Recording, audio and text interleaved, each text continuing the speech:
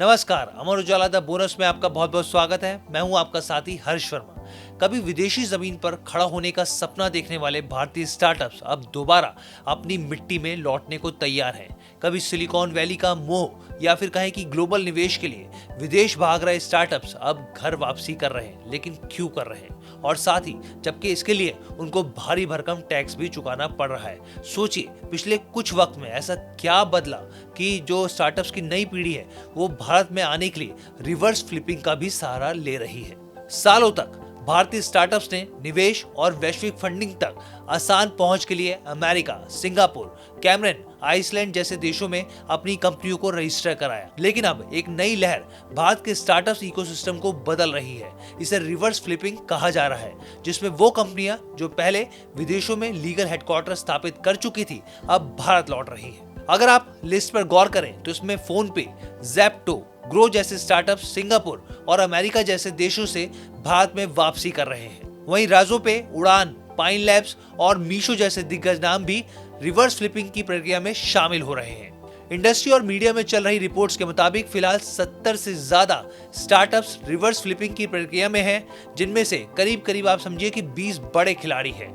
हालांकि अभी भी लगभग 500 भारतीय स्टार्टअप्स अमेरिका और सिंगापुर जैसे देशों में हेडक्वार्टर बनाए हुए हैं। फोन पे एक प्रमुख उदाहरण है, जिसने सिंगापुर से भारत वापसी के लिए करीब करीब 8,000 करोड़ रुपए का टैक्स चुकाया है। और ऐसे में कंपनी के सीईओ समीर निगम का यहाँ पे साफ तौर पे कहना है कि हमने भारत से शुरुआत की, हमारी प्राथमिकता भारत है और हम यहीं रहेंगे। राज़ोपे जैसे स्टार्टअप्स के लिए भारत वापसी एक स्वाभाविक निर्णय था। कंपनी इस प्रक्रिया में करीब करीब $100 मिलियन से अधिक टैक्स दे रही है।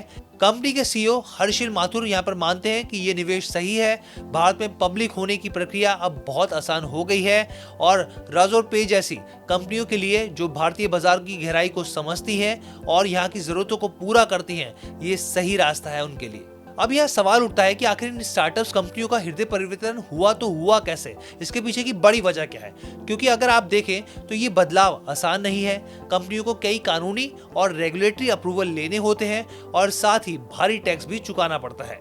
तो इसके पीछे कई बड़े कारण हैं। अगर आज भारतीय मार्केट्स आप देखें तो काफी मैच्योर्ड हो चुकी है और स्टार्टअप्स के लिए नैस्डैक जैसे विदेशी बाजारों के बजाय घरेलू मार्केट्स में लिस्ट होना ज्यादा आकर्षक बनता जा रहा है। यहाँ पर नियम के तहत देखें तो एक ऐसा सॉफ्टवेयर स्टार्टअप्स जिसकी सालाना आमदनी 50 से 60 मिलियन डॉलर है, अब भारत में लिस्ट हो सकता है, जबकि अमेरिका में उसको लिस्टिंग के लिए आप समझिए कि करीब करीब 500 मिलियन डॉलर की आमदनी यहाँ पर दिखानी होती है या फिर उसकी जरूरत होती है। यहाँ पे भारतीय बाजारों में मिल रही ऊंची वैल्यूएशन और बेहतर पहुंच ने कई स्टार्टअप्स को वापसी लाने के लिए प्रेरित भी किया है। यहाँ पर इसमें एक और बड़ा कारण है, यहाँ पर भारत का इस प्रक्रिया को और आसान बनाना इस दिशा में काफी महत्वपूर्ण कदम है।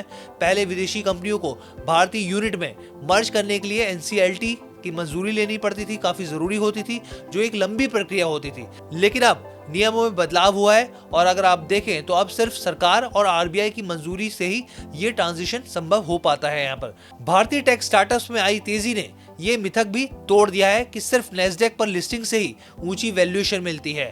अगर आप आंकड़ों को देखें और समझें तो साल 2024 में भारत में 327 कंपनियों ने लिस्टिंग करी, जबकि अगर आप अमेरिका में देखें तो 183 और यूरोप में देखें तो 125 और चीन में देखें तो सिर्फ 98 कंपनियों की लिस्टिंग हुई थी। यहाँ पर अब यहाँ पर एक और बड़ा कारण है। वो क्या कारण है? तो देखिए, पहले विदेश में रजिस्टर्ड स्टार्टअप्स को विदेशी खासकर अमेरिकी निवेशकों से फंडिंग मिलना आसान होता था, लेकिन अब यहाँ पे स्थिति बदलती हुई दिख रही है यहाँ पे।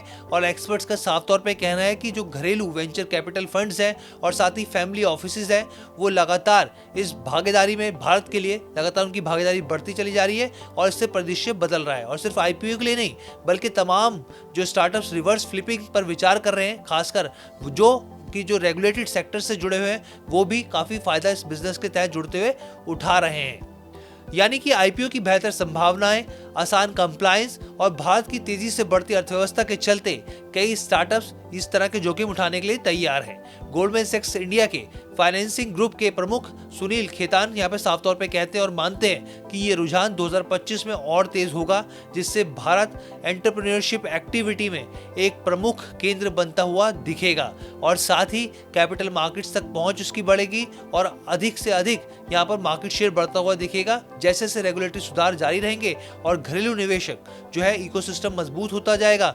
भारतीय स्टार्टअप्स का विदेशों में कंपनी रजिस्ट्रेशन कराना भी बीते जमाने की बात भी होता हुआ दिखेगा।